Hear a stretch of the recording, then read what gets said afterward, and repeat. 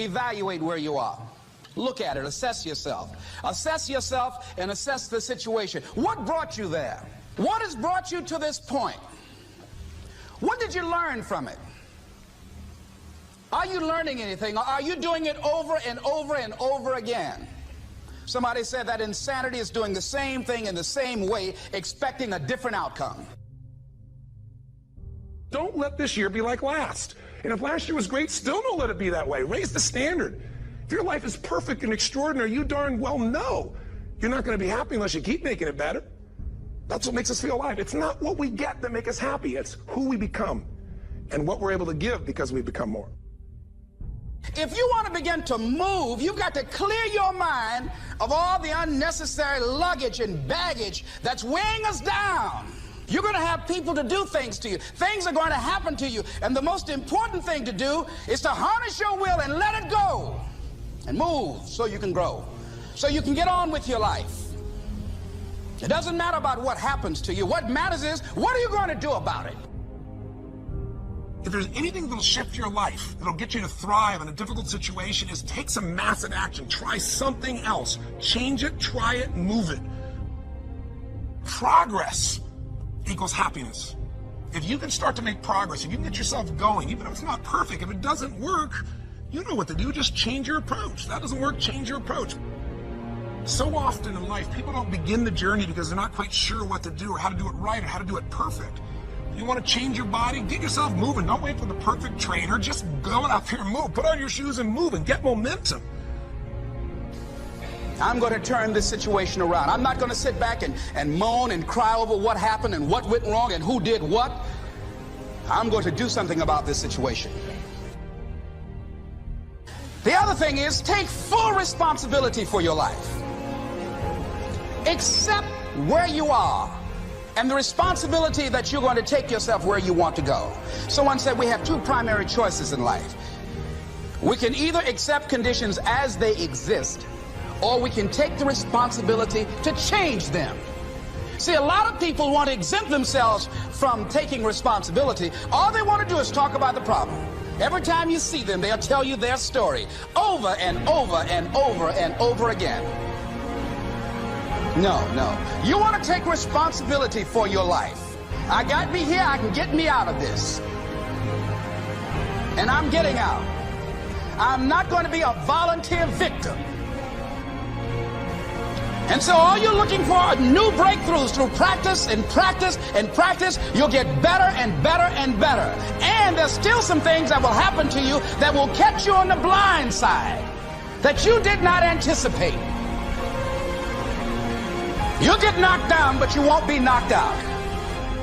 And so I say to you, it's possible you can live your dream if it's becoming a diamond, if it's having more, if it's achieving more, if it's being a better father, being a better mother, whatever it is, overcoming addiction, changing our society. It's possible you can live your dream.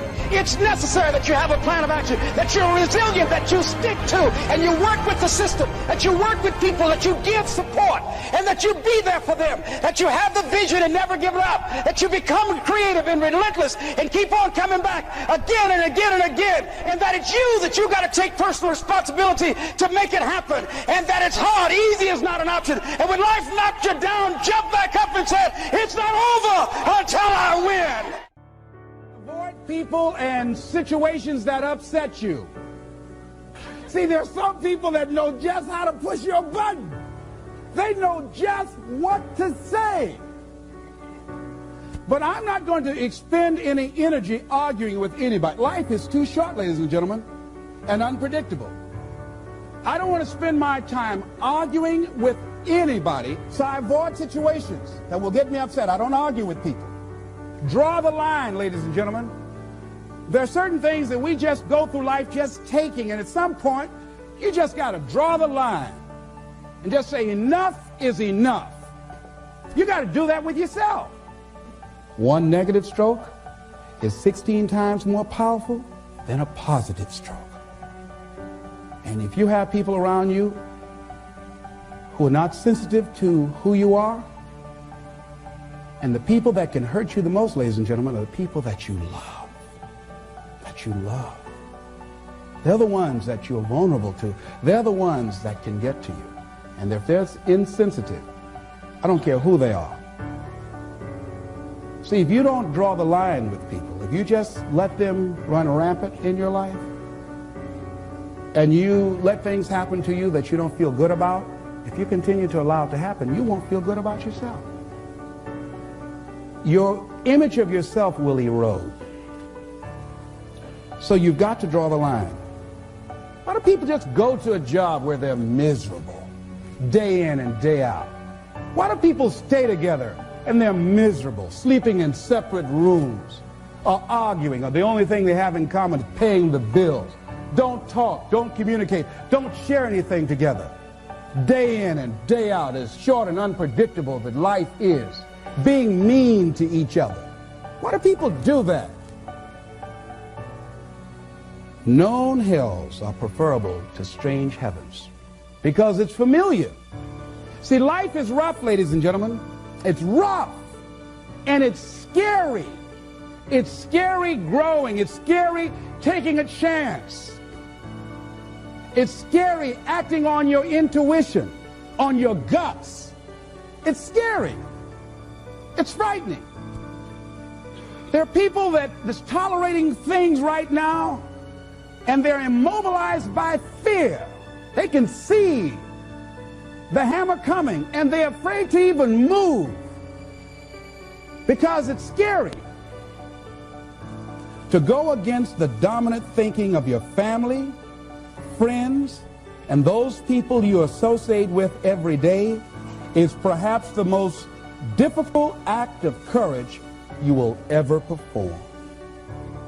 See, when you start growing, when you start changing the way you walk, the way you talk, the way you act, the way you respond to things, the way you use your time, when you start saying, no, I can't do that. Why? You're too busy. You don't have the time. No, I have my own agenda.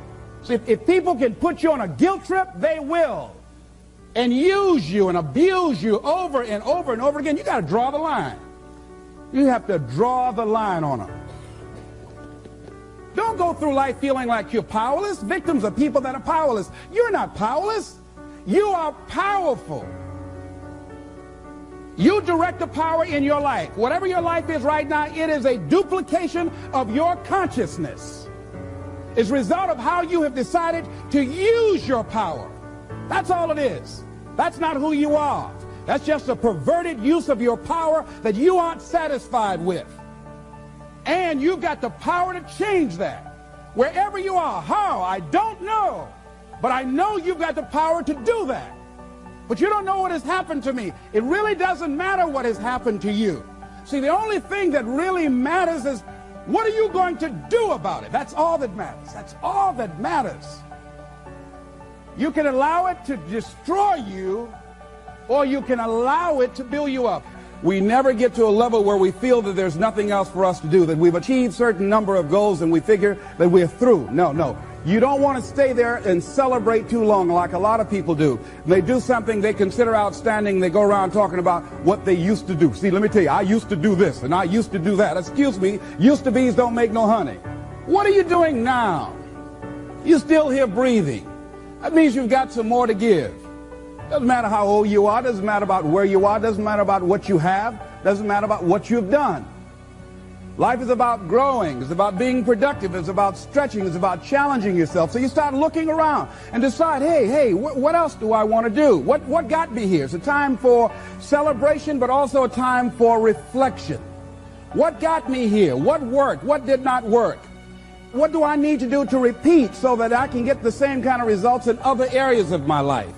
If the goal is to improve my health, if the goal is to improve my relationship, if the goal is to improve my income, if the goal is to improve something in society, what is it I need to do? Now, don't get confused with what you do with who you are. Don't trip.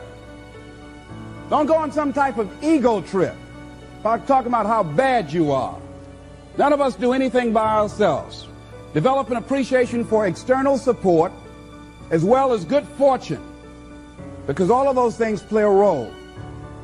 The other thing is, don't go overboard celebrating. You must meet with triumph and disaster and treat those two imposters just the same. You look at it, hey, I did it. I feel good about that. Now you're moving on to the next thing. Things did not work out the way you wanted them to work out.